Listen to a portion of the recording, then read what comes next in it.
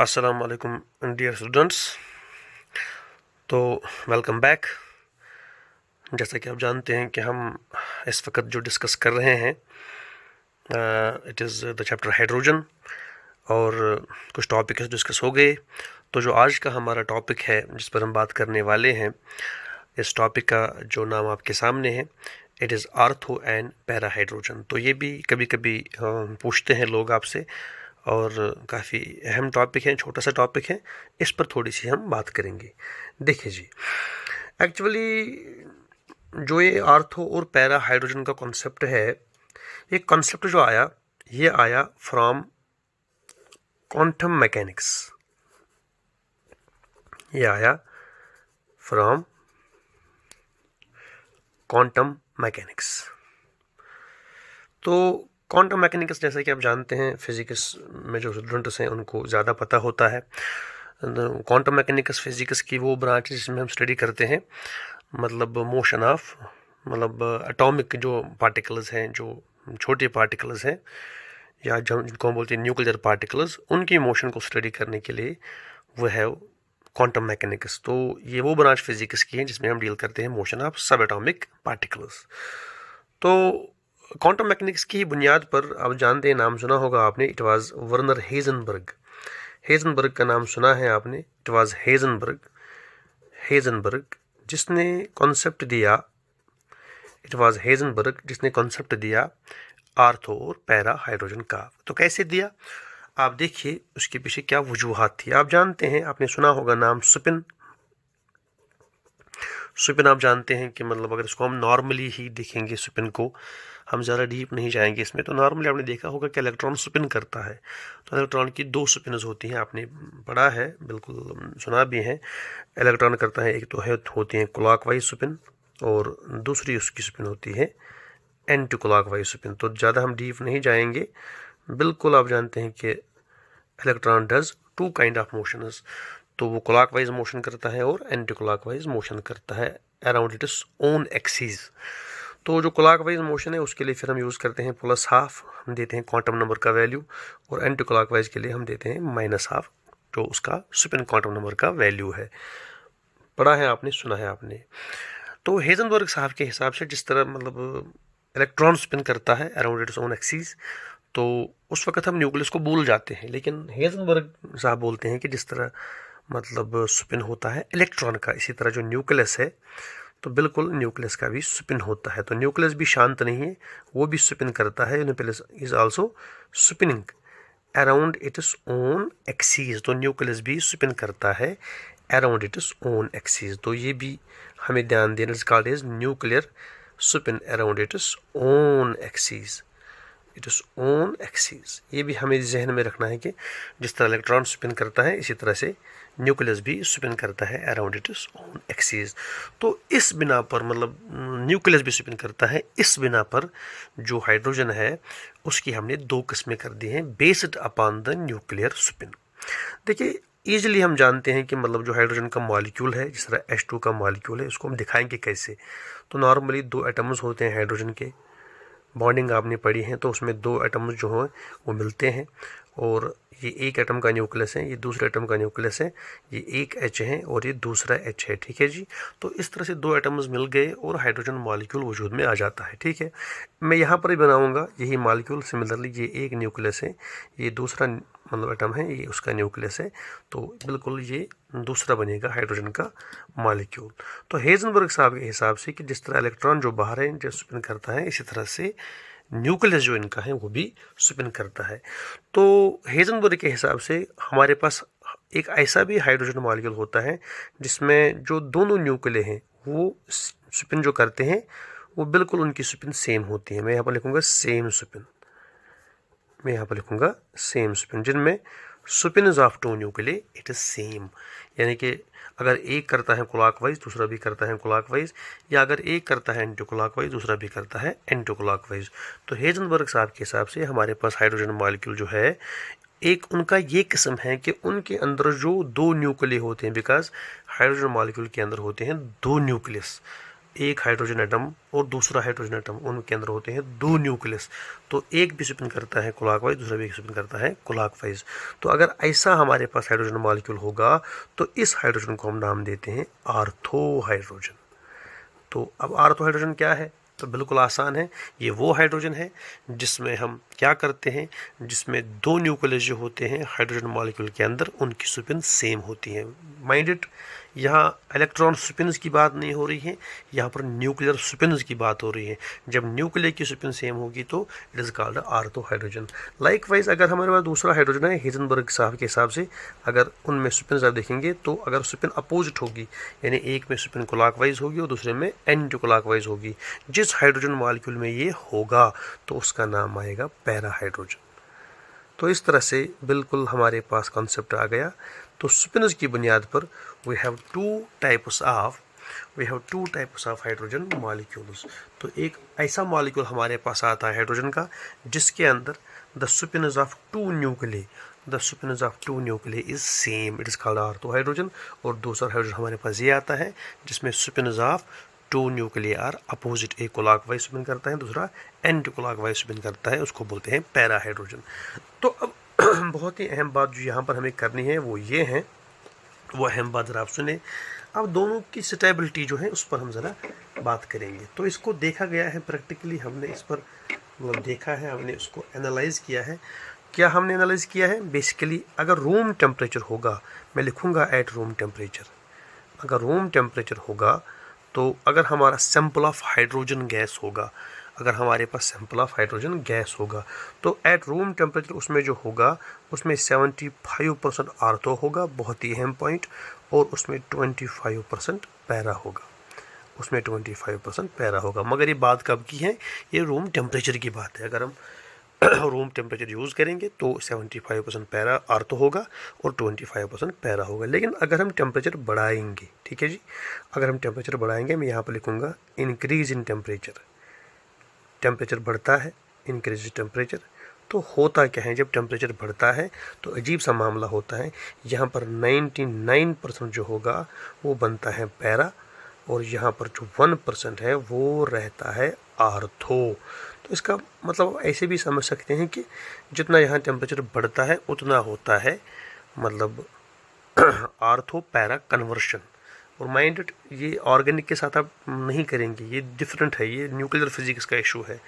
तो आर्थो जो है वो कन्वर्ट होता है पैरा में, लेकिन कब? जब टेम्परेचर बढ़ता है। तो इससे ये भी क्लियरली साबित हो गया कि हायर टेम्परेचर पर तो ज़्यादा हमारे पास कौन सी फार्म है, वो हमारे पास पैरा फार्म है। तो ये क्लियरली साबित होता है जो पैरा है, ये जो पैरा है, para is more stable then ortho. तो पैरा ही ज़्यादा स्टेबल है क्योंकि हाई टेम्परेचर पर जो फार्म मतलब एग्जिस्ट करती है वो पैरा है, इसलिए para is more stable then ortho. तो ये भी आप बात सुनेंगे कि आर्थो को अगर पैरा में कन्वर्ट करना है, अगर आर्थो को पैरा में कन्वर्ट करना है तो पहला आप समझ गए कि हम हीटिंग से करते हैं। हीटिंग बहुत ही अहम चीज़ है जिससे हम आर्थो को पैरा में कन्वर्ट कर सकते हैं। अगर आप ऐसे नहीं कर सकते हीटिंग से, फिर एक और तरीका है कि जिसमें जिस कंटेनर में आपके पास होगा हाइड्रोजन का मिक्सचर, उस कंटेनर में आप ऐड करेंगे पैरामैग्नेटिक मॉलिक्यूल्स। ये थोड़ा सा आपको मगर होगा इसका आइडिया कि हमारे पास मॉलिक्यूल्स दो किस्म के होते हैं मोस्टली, हालांकि बहुत सारे किस्म के होते हैं लेकिन दो किस्म ज़्यादा इंपॉर्टेंट है। एक को बोलते हैं डायमैग्नेटिक मॉलिक्यूल्स, एक को बोलते हैं पैरामैग्नेटिक मॉलिक्यूल्स। वो मॉलिक्यूल जो मैग्नेटिक फील्ड में अट्रैक्ट होगा उसको बोलते हैं पैरामैग्नेटिक, और जो मैग्नेटिक फील्ड में मतलब रिपेल होगा उसको बोलते हैं डायमैग्नेटिक। तो अगर आप पैरामैग्नेटिक मॉलिक्यूल्स को ऐड करेंगे उस सैंपल को, जिस सैंपल में होगा हाइड्रोजन गैस, सपोज आप O2 को ऐड करेंगे, O2 तो मशहूर जो है ये पैरामैग्नेटिक मॉलिक्यूल है, और दूसरा पैरामैग्नेटिक मॉलिक्यूल है हमारे पास NO2, बहुत सारे हैं। अगर इनको तुम ऐड करोगे उस सैंपल को, जिस सैंपल में होगा कौन सा गैस, हाइड्रोजन गैस, तो आप वहाँ पर देखेंगे वहाँ पर जो आर्थो है वो पैरा में कन्वर्ट हो जाएगा, जो आर्थो है वो पैरा में कन्वर्ट हो जाएगा। अगर आप ऐसे नहीं कर सकते तो तीसरा है कि आप हाइड्रोजन जो सैंपल आपके पास है उसमें आप पास करेंगे silent electric discharge, silent electric discharge, यानी कि आप बिजली पास करेंगे उस सैंपल में जिसमें होगा हाइड्रोजन गैस। तो बिल्कुल आप देखेंगे कि वहाँ पर कन्वर्शन होगा, वहाँ पर आर्थो किस में कन्वर्ट होगा, वहाँ पर आर्थो पैरा में कन्वर्ट हो जाएगा। ठीक है जी। और सबसे अहम बात सुनिए आप लास्ट में, जो यहाँ पर बहुत ज़रूरी है, कि जो केमिकल प्रॉपर्टीज़ हैं आर्थो और पैरा हाइड्रोजन की, केमिकल प्रॉपर्टीज़ इनकी सेम है, क्योंकि दोनों हाइड्रोजन है। केमिकल प्रॉपर्टीज़ वैसे भी आप जानते हैं कि केमिकल प्रॉपर्टीज़ में कोई रोल नहीं है न्यूक्लियर का, वह रोल है इलेक्ट्रॉन्स का। केमिकल प्रॉपर्टीज़ इनकी सेम है, लेकिन कुछ प्रॉपर्टीज़ में ये डिफ़र करेंगे, कुछ प्रॉपर्टीज़ में डिफ़र करेंगे। मसलन ये डिफ़र करेंगे मोस्टली फिजिकल प्रॉपर्टीज़ में। उसमें आप देखेंगे थर्मल कंडक्टिविटी उसमें डिफ़र करेंगे, थर्मल कंडक्टिविटी उसमें डिफ़र करेंगे, और ये डिफ़र करेंगे स्पेसिफिक हीट्स में, उसमें डिफ़र करेंगे। ये फिज़िकल प्रॉपर्टीज़ हैं, उसमें डिफ़र करेंगे। तो ये थोड़ी सी बहस मैंने कर दी, it was about the ortho and para hydrogen. मैं फिर उसको थोड़ा सा आपके लिए रिपीट करता हूँ कि क्वांटम मैकेनिक्स के हिसाब से, हेजनबर्ग के कॉन्सेप्ट के हिसाब से, जिस तरह इलेक्ट्रॉन स्पिन करता है around the nuclear, around its own axis, तो क्लॉकवाइज होती है, एंटी क्लॉकवाइज होती है। इन द सिमिलर फैशन जो न्यूक्लियर होता है एटम का, वो भी करता है स्पिन। तो वो हाइड्रोजन मॉलिक्यूल जिसमें दोनों एटम्स ऑफ हाइड्रोजन स्पिन करेंगे सेम, तो उनको बोलते हैं आर्थो हाइड्रोजन। जिसमें स्पिन होगी different, called as para hydrogen. तो रूम टेम्परेचर पर हमें मोस्टली मिलता है आर्थो 75 और पैरा मिलता है 25। लेकिन जो ही हम टेम्परेचर बढ़ाते हैं तो आर्थो बनता है पैरा, और तकरीबन हमारे पास 99 पैरा बनता है और 1% आर्थो रहता है। तो इसे क्लियरली साबित हो गया कि हाई टेम्परेचर पर हमारे पास फॉर्म स्टेबल कौन सी है, वो तो पैरा है। और आर्थो को हम पैरा में कन्वर्ट कर सकते हैं, 3-4 तरीके हमारे पास है। पहला है हीटिंग से कर सकते हैं, और अगर ऐसे नहीं होगा तो फिर हम ऐड करेंगे पैरामैग्नेटिक मॉलिक्यूल्स उस सैंपल को जिसमें होगा हाइड्रोजन गैस, तो उसमें आर्थो पैरा में कन्वर्ट हो जाएगा। और तीसरा है कि by passing silent electric discharge, यानी कि हम बिजली के ज़रिए भी इसको ये कर सकते हैं। तो chemically the two forms are same, उसमें कोई फ़र्क नहीं है, because chemical properties are dictated by electrons. लेकिन फिजिकल प्रॉपर्टीज़ में इनमें डिफरेंस है। फॉर एग्जांपल थर्मल कंडक्टिविटी इनकी डिफरेंट है और स्पेसिफिक हीट इनकी डिफरेंट है। ठीक है जी। तो बात को फिर थोड़ा सा हम आगे लेते हैं। जैसा कि आप देख सकते हैं अपनी कंप्यूटर स्क्रीन पर, ये जो आपकी मोबाइल स्क्रीन है वो भी आप देख सकते हैं आराम से। अब जो हमारे पास टॉपिक है बहुत ही ये भी आसान है, और कभी कभी पूछते हैं ये लोग आपसे, तो इसमें आप देखेंगे it is reactive form of hydrogen, यानी कि हमारे पास जो हाइड्रोजन है उसकी हमारे पास कुछ फार्म्स हैं जो बहुत ही रिएक्टिव हैं। तो अभी इसी पर हम बात करेंगे, यानी कि रिएक्टिव फार्म्स ऑफ हाइड्रोजन। तो पहली जो रिएक्टिव फार्म ऑफ हाइड्रोजन है बहुत ही वो आसान है, आप देख सकते हैं। उसको हम बोलते हैं, नाम सुना होगा आपने, नेसेंट हाइड्रोजन। Nascent hydrogen. तो एक फार्म हमारे पास जो रिएक्टिव, यहाँ खास बात आप सुने, यहाँ रिएक्टिव फार्म्स की बात होती है हाइड्रोजन की। तो जो पहली form it is called as nascent hydrogen. तो जो नाम है नेसेंट, ये लैटिन वर्ड भी इसके लिए है, आप जानते हैं ये एक लातीनी लफ्ज़ है। तो इसका मतलब है न्यूली बॉर्न। तो न्यूली बॉर्न यानी कि जो मतलब न्यूली बॉर्न होगा, नया नवेला, मतलब जिस तरह हम बोलते हैं न्यू बॉर्न बेबी, तो बिल्कुल जो अभी अभी पैदा हुआ है उसको बोलते हैं न्यू बॉर्न। तो ये भी न्यूली बॉर्न इसका मतलब है। अगर कभी केमिकल रिएक्शन होगी, गौर से मेरी बात सुनिए, केमिकल रिएक्शन होगी और केमिकल रिएक्शन की वजह से एक न्यूली बॉर्न एटॉमिक हाइड्रोजन वजूद में आएगा। न्यूली बॉर्न एटॉमिक हाइड्रोजन, हालांकि वर्ड सुनिए, मैंने वर्ड यूज़ किया एटॉमिक हाइड्रोजन, लेकिन यहाँ पर प्लीज़ को ध्यान से रखना, यानी एक एटॉमिक शक्ल एक हाइड्रोजन की है, मगर बना किस तरीके से है उस तरीके पर इसका नाम होगा। बना ये केमिकल रिएक्शन की वजह से है, तो फार्म एटॉमिक, लेकिन केमिकल रिएक्शन की मदद से बन गया। बात समझ आई? तो केमिकल रिएक्शन में जो एक नया हाइड्रोजन बनेगा, न्यूली बॉर्न हाइड्रोजन, उस हाइड्रोजन को हम बोलते हैं नेसेंट हाइड्रोजन। तो केमिकल रिएक्शन की बिना पर ये बनता है। तो यहाँ पर मैं आपको दूंगा कुछ कॉम्बिनेशन जिनमें ये न्यूली बॉर्न या नेसेंट हाइड्रोजन बनता है। तो पहली कॉम्बिनेशन बहुत ही अहम है, वो आप ज़रा सुने। अगर आप जिंक को मिलाएंगे प्लस डाइल्यूट H2SO4, तो यहाँ पर आप देखेंगे, यहाँ पर आपको मिलेगा नेसेंट हाइड्रोजन, एक न्यूली बॉर्न मतलब एटॉमिक हाइड्रोजन वजूद में आएगा, लेकिन नाम आएगा नेसेंट। है तो एटॉमिक लेकिन नाम आएगा नेसेंट, यानी कि किस तरीके से बना, ये केमिकल रिएक्शन के तरीके से बना। ठीक है, दूसरी कॉम्बिनेशन भी यहाँ पर है, बहुत ही अहम है। तो ये है सोडियम, अगर प्लस इसको हम वाटर ऐड करेंगे, हैं सोडियम मेटल है, इसको हमने वाटर ऐड किया तो यहाँ से भी आपको ये मिलेगा। तीसरा है, अगर सोडियम के साथ आप डालेंगे C2H5OH, सोडियम के साथ है अल्कोहल है, यहाँ से भी आपको नेचुरल हाइड्रोजन मिल सकता है। एक और फार्म है, अगर हम टिन को मिलाएंगे HCl, तो यहाँ पर भी आपको इसकी पॉसिबिलिटी है नेचुरल हाइड्रोजन बनने की। इसी तरह से अगर आयरन के साथ हम मिलाएंगे डाइल्यूट HCl, तो यहाँ पर इस सूरत में एक न्यूली बॉर्न हाइड्रोजन वजूद में आएगा जो एटॉमिक फार्म में होगा, तो इसको हम बोलते हैं नेसेंट हाइड्रोजन। तो ये जो मैंने टॉपिक लिखा रिएक्टिव फार्म्स, तो ये जो बनने की बुनियाद है, यानी किस बुनियाद पर ये बना, तो केमिकल रिएक्शन की बुनियाद पर अगर बनेगा एक एटॉमिक हाइड्रोजन तो उसको बोलते हैं नेसेंट हाइड्रोजन। अब जो ये नेसेंट हाइड्रोजन है ये एक्टिव क्यों है? जो एक्टिव इसकी है ना, ये बहुत ही एक्टिव होता है। तो पहला जो इसका रीज़न है ये एक्टिव क्यों है, उसका पहला रीज़न है इसका एटॉमिक नेचर। तो आप जानते हैं, लोअर क्लासेस से भी हमने पढ़ा है, तो जो एटम्स होते हैं they are more reactive as compare to molecules. तो सिंपल सा इसका रीज़न है, बॉन्डिंग में आप लोग पढ़ते हैं कि एटम जो होते हैं वो थोड़े अनस्टेबल होते हैं और वो स्टेबलाइज करने के लिए आपस में या किसी और के साथ मिल जाते हैं और मॉलिक्यूल का जन्म होता है। वहाँ पर मैं जाना नहीं चाहता, वो केमिकल बॉन्डिंग में सर ने आपको पढ़ाया होगा और उस पर आपने बात की होगी। तो बेसिक रीज़न जो केमिकल बॉन्डिंग का है वो है एनर्जी कम करना। तो हर कोई चीज़ दुनिया में एनर्जी को कम करना चाहती है, तो एनर्जी को कम करने के लिए हम बॉन्डिंग का सहारा करते हैं। तो एटॉमिक हाइड्रोजन जो होगा ऑब्वियसली वो बॉन्डेड में नहीं है, इसलिए it is very very unstable, and जो अनस्टेबल होते हैं वो एक्टिव भी होते हैं। ठीक है ना। तो उसके बाद दूसरा मसला ये है कि एक्टिव क्यों होता है, कि जब ये बनता है तो इस वक्त एक एनर्जी जो है, जो केमिकल रिएक्शन में वो एनर्जी का मसला जो होता है, जब ये बनता है उस वक्त थोड़ी सी एनर्जी इस हाइड्रोजन को लगती है, जिससे ये बनता है हाइपर एक्टिव।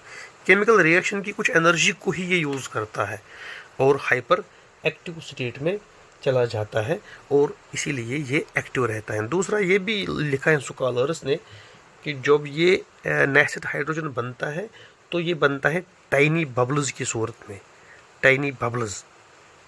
तो ये समझेंगे आप, क्योंकि आपने बारिश को पढ़ते देखा है, जब बबल्स उठते हैं जब बारिश गिरती है, तो टाइनी बबल्स, क्योंकि इस हाइड्रोजन का बहुत ज़्यादा होता है इंटरनल प्रेशर, इसीलिए यहाँ पर 3 बातों पर आपको ध्यान देना है, बहुत ही अहम 3 बातें। आखिर ये जो नेसेंट हाइड्रोजन है ये एक्टिव क्यों है?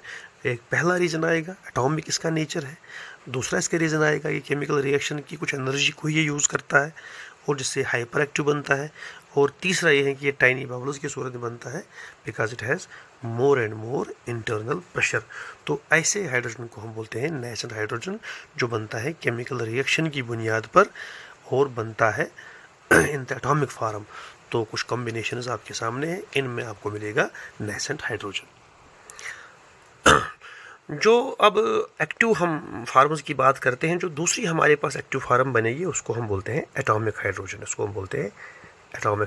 तो ये भी आप सुने गौर से मेरी बात सुने। मैं 3 एक्टिव फार्म्स की बात करूँगा, तो तीनों ही एक्टिव फार्म्स बेसिकली एटॉमिक होगी। मैं फिर बात को दोहराता हूँ, तीनों ही फार्म जो बेसिकली होगी एटॉमिक होगी, लेकिन अब बनने के तरीके पर जो है ना इनका नाम रखा गया है अलग अलग। वरना तीनों फार्म जो हैं ये एटॉमिक है, लेकिन बनने के तरीके पर इनको हमने इनका नाम बदल दिया है। देखिए, अब ये जो एटॉमिक हाइड्रोजन है, ये जो मैंने नाम शायद आपको नहीं बोला है, एक बहुत ही अहम नाम केमिस्ट्री में, इसको बोलते हैं लैंगम्यूर।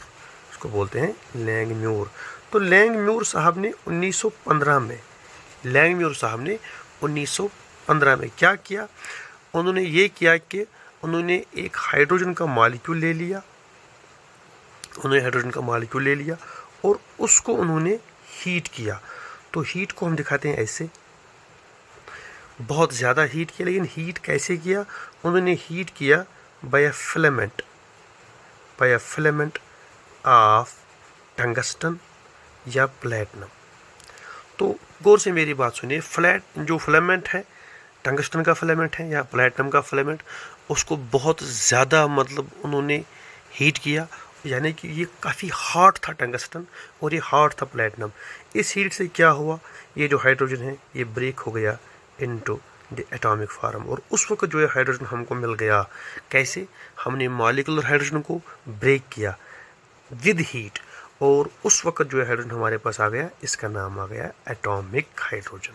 तो देखिए तरीका जो इसके बनने का है वो तरीका क्या है, हमने इसको बनाया, मॉलिक्यूलर हाइड्रोजन को ब्रेक किया बहुत ज़्यादा हीट देकर, और तकरीबन उस वक्त जो टेम्परेचर ये इस हीट से डेवलप हो गया, किताबें लिखती हैं तकरीबन 4000 जो केल्विन है, तकरीबन इसके आसपास टेम्परेचर चला गया, और उस वक्त जो मतलब हाइड्रोजन वजूद में आ गया, तो वो जो हाइड्रोजन है वो वजूद में आ गया, उसका नाम आ गया एटॉमिक हाइड्रोजन। ठीक है, और ये भी आप याद रखिए, मतलब ये जो एटॉमिक हाइड्रोजन है ये काफ़ी अनस्टेबल होता है, ये काफ़ी अनस्टेबल होता है, और ये भी आप याद रखें ये इतना अनस्टेबल होता है कि जो इसका लाइफ टाइम है, यानी कि कितनी देर ये सर्वाइव करेगा, ये सर्वाइव करता है 0.3 सेकंड्स में ही ये सर्वाइव करता है। और ये भी मैं आपको बोल दूं कि ये नेसेंट हाइड्रोजन से भी ज़्यादा अनस्टेबल होता है, और इसका लाइफ टाइम जो है वो 0.3 सेकंड्स है,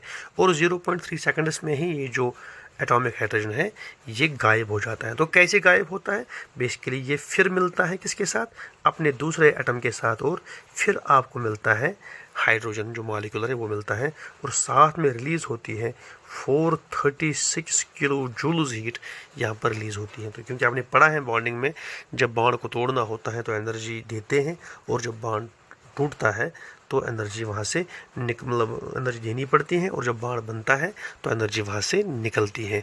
तो ये भी आप याद रखिए कि नेसेंट हाइड्रोजन से ये बहुत ज़्यादा अनस्टेबल है, और इसका जो लाइफ टाइम है दैट इज़ 0.3 सेकंड्स वो इसका है। ठीक है ना, अगर कंपेरेटिवली हम देखेंगे ये कौन ज़्यादा अनस्टेबल, तो ये ज़्यादा अनस्टेबल है।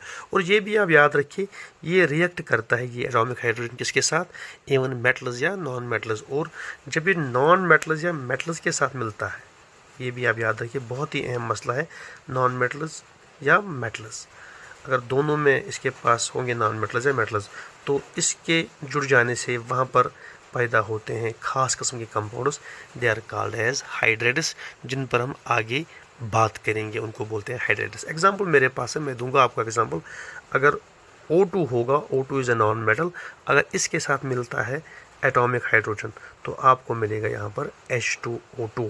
तो ये जो H2O2 है ना, ये बन गया हाइड्राइड ऑफ ऑक्सीजन, ये बन गया हाइड्राइड ऑफ ऑक्सीजन। इस तरह से अगर मेरे पास सिल्वर होगा, वो तो मेटल है, अगर इसके साथ मिलेगा एटॉमिक हाइड्रोजन तो आपको मिलेगा AgH, तो it's called a silver hydride, it is called a silver hydride. तो ये है हाइड्राइड ऑफ सिल्वर, यानी कि अगर ये मिलेगा किसके साथ, विद मतलब नॉन मेटल्स और मेटल्स, तो बिल्कुल यहाँ पर एक ख़ास किस्म का के कंपाउंड बनते हैं जिनको हम बोलते हैं हाइड्रेट्स। और ये भी याद रखिए जो ये एटॉमिक हाइड्रोजन है इसको हम यूज़ करते हैं फॉर द वेल्डिंग पर्पजेज़। आपने वेल्डिंग देखी होगी, लेकिन ये ख़ास किस्म की वेल्डिंग है जो हम करते हैं किससे, एटॉमिक हाइड्रोजन से। वेल्डिंग पर्पजेज़ में हम इसको यूज़ करते हैं। और ख़ास बात याद रखिए, जिस टॉर्च से हम वो वेल्डिंग करते हैं उस टॉर्च को बोलते हैं एटॉमिक हाइड्रोजन टॉर्च, उसको बोलते हैं एटॉमिक हाइड्रोजन टॉर्च। तो ये वेल्डिंग पर्पजेस हम इससे करते हैं। तो ख़ास बात आप याद रखिए, ये जो एटॉमिक हाइड्रोजन है, और ये भी इसमें ख़ास एक मतलब आपको समझना है, it's a powerful reducing agent, it is a powerful reducing agent, powerful reducing agent. ये भी आपको जहन में रखना है कि it is a powerful reducing agent. तो लोअर क्लासेस से आप तो पढ़ते आए हैं मतलब ऑक्सीडेशन रिडक्शन, तो ये भी आप याद रखिए जो मतलब किसी जो एक्ट करेगा रिड्यूसिंग एजेंट तो खुद उसकी होती है ऑक्सीडेशन, ठीक है जी। और जो एक्ट करेगा ऑक्सीडाइजिंग एजेंट उसकी खुद होती है रिडक्शन। तो देखते हैं कैसे करता है ये, मतलब ये कैसे करता है दूसरों की रिडक्शन और खुद सी होती है ऑक्सीडेशन। उसकी एग्जांपल आप यहाँ पर देखिए, अगर मेरे पास CuO होगा, it is the cupric oxide, अगर मैं इसको डाल दूंगा ट्वाइस H, तो आप देखिए यहाँ पर जो कॉपर है ये कॉपर रहेगा और आपको मिलेगा H2O। अब खुद देख लीजिए आप हुआ क्या, तो कॉपर से क्या हुआ, कॉपर से चला गया ऑक्सीजन, तो कॉपर कन्वर्ट हो गया सिंपल कॉपर में, तो कॉपर ऑक्साइड उसको हो गया removal of oxygen, removal of oxygen, तो CuO उसको हो गया रिमूवल ऑफ ऑक्सीजन। इस पर हम बात करेंगे चैप्टर के डॉकस रिएक्शंस में, रिमूवल ऑफ ऑक्सीजन। और अब जानते हैं, सुना है आपने लास्ट क्लास में, when we say removal of oxygen, और से मेरी बात सुनिए, if it is addition of oxygen it is oxidation, if it is removal of oxygen it is the reduction, यानी कि CuO को हो गया रिमूवल ऑफ ऑक्सीजन तो उसको हो गई रिडक्शन, उसकी हो गई रिडक्शन। मगर की किसने, की एटॉमिक हाइड्रोजन ने, और खुद उसके पास कौन आ गया, ऑक्सीजन, तो उसकी खुद हो गई ऑक्सीडेशन, उसकी खुद हो गई ऑक्सीडेशन। तो इसका मतलब है कि एटॉमिक हाइड्रोजन जो है वो रिड्यूस करता है चीज़ों को और खुद ऑक्सीडाइज होता है। एक और एग्जांपल मेरे पास है, अगर आप AgCl लेंगे और अगर आप इसको डालेंगे H, तो आप देखेंगे क्या फिर वही मामला होगा, यहाँ Ag जो है उससे रिमूव हो गया Cl और यहाँ पर मिलेगा आपको HCl। तो कौन हो गया रिमूव Ag से, Cl रिमूव हो गया। तो याद रख लीजिए Cl होता है इलेक्ट्रॉन नेगेटिव एलिमेंट है हमारे पास Cl, और यहाँ पर रिमूव कौन हो गया, रिमूव हो गया इलेक्ट्रो नेगेटिव एलिमेंट। ये भी आप याद रखिए, इलेक्ट्रोनेगेटिव एलिमेंट। और ये भी याद रख लीजिए, हम पढ़ेंगे इंशाल्लाह आगे जाकर डॉकस रिएक्शंस में, oxidation is not only the addition of oxygen, बल्कि याद रखिए if it is addition of oxygen it is oxidation, if it is addition of electronegative element it is also oxidation, if it is removal of oxygen it is a reduction, if it is removal of electronegative element it is again called as a reduction। तो यहाँ देखिए Cl remove हो गया तो AgCl की हो गई reduction, और वो किसके पास चला गया, H के पास, और H की हो गई ऑक्सीडेशन। तो इस तरह से रिएक्ट करता है ए पावरफुल रिड्यूसिंग एजेंट। तो ये बात हुई थी किसकी, जो दूसरी फार्म है इसकी, जिसको हम बोलते हैं एटॉमिक हाइड्रोजन। तो लाइकवाइज इसकी अब तीसरी फार्म आएगी, बहुत ही अहम form, it is called as active hydrogen.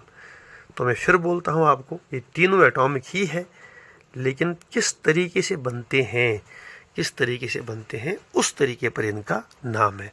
तो ये भी आप याद रख लीजिए, अगर हम कभी क्या करेंगे, हमारे पास होगा मॉलिक्यूलर हाइड्रोजन, हमारे पास होगा मॉलिक्यूलर हाइड्रोजन, और हम इसके अंदर पास करेंगे इलेक्ट्रिक डिस्चार्ज, इलेक्ट्रिक डिस्चार्ज। अब बिजली की वजह से हमने इसको तोड़ना है, और कितनी होगी तकरीबन वो होगी ऑलमोस्ट 30,000 वोल्ट्स। अब अंदाज़ा कर सकते हैं ये कितनी ज़बरदस्त बिजली है।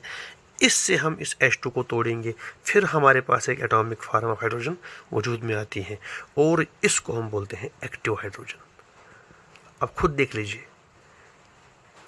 लीजिए तीनों है एटॉमिक, नेसेड भी एटॉमिक है तो नाम आ गया नेसेड, क्योंकि केमिकल रिएक्शन में वो मतलब उसका वजूद ज़ाहिर हो गया, वो पैदा हो गया। तो एटॉमिक हाइड्रोजन भी एटॉमिक है, लेकिन वो टेम्परेचर की वजह से हमने H2 को तोड़ा और वो बन गया, उसका नाम रखा हमने एटॉमिक। तो ये किस तरह से वजूद में आ गया, ये बिजली की वजह से हमने H2 को तोड़ा, तो उस वजह से इसका नाम क्या आएगा, एक्टिव हाइड्रोजन। और ये भी काफ़ी अनस्टेबल होता है, इसका भी जो लाइफ स्पैन होता है वो होता है 0.33 सेकेंड्स के आसपास इसका लाइफ स्पैन होता है। और ये भी याद रख लीजिए, ये भी काफ़ी अनस्टेबल होता है, और ये भी बिल्कुल मतलब इसका जो लाइफ टाइम है वो भी बहुत कम है, 0.33 सेकंड इसका है। तो अगर ये भी मिलेगा विद, मतलब अगर ये मिलेगा विद मेटल्स और नॉन मेटल्स, तो ये भी उसी की तरह जिस तरह वो मिला था ना एटॉमिक हाइड्रोजन, अगर मेटल्स या नॉन मेटल्स का मिलेगा तो ये भी बनाता है क्या, ये बनाता है हाइड्राइड्स। तो इस तरह से these were some reactive forms of hydrogen. एक पहला आएगा नेसेंट, दूसरा आएगा एटॉमिक, और तीसरा आएगा मतलब एक्टिव हाइड्रोजन। तो ये नाम क्यों है, ये नाम इनके मतलब बनने के तरीके पर है। अगर केमिकल रिएक्शन से बनेगा तो नेसेट नाम आएगा, अगर बनेगा मतलब हीटिंग से तो नाम आएगा एटॉमिक हाइड्रोजन, और अगर बनेगा किसके साथ, केमिकल मतलब बिजली की वजह से, तो इसका नाम आएगा एक्टिव हाइड्रोजन। और तीनों अनस्टेबल है, लेकिन अनस्टेबिलिटी में ज़्यादा जो है वो एटॉमिक हाइड्रोजन, उसका लाइफ टाइम जो है बहुत कम है, और एक्टिव हाइड्रोजन भी वो भी अनस्टेबल होता है, उसका है 0.33। तो नेसेड भी अनस्टेबल होता है, और वो भी जल्दी ही मतलब वापस कंबाइन होके कुछ और फार्म में कन्वर्ट होता है। तो this was all about the reactive forms of hydrogen. तो मेरे ख्याल से आई होप कि आपको ये डिस्कशन समझ आया होगा। तो अगर कोई क्वेरी होगी तो आप मुझे कॉल कर सकते हैं। तो इंशाल्लाह दूसरे लेक्चर पर आपसे फिर बात होगी। जब तक के लिए फ़ी अमान अल्लाह।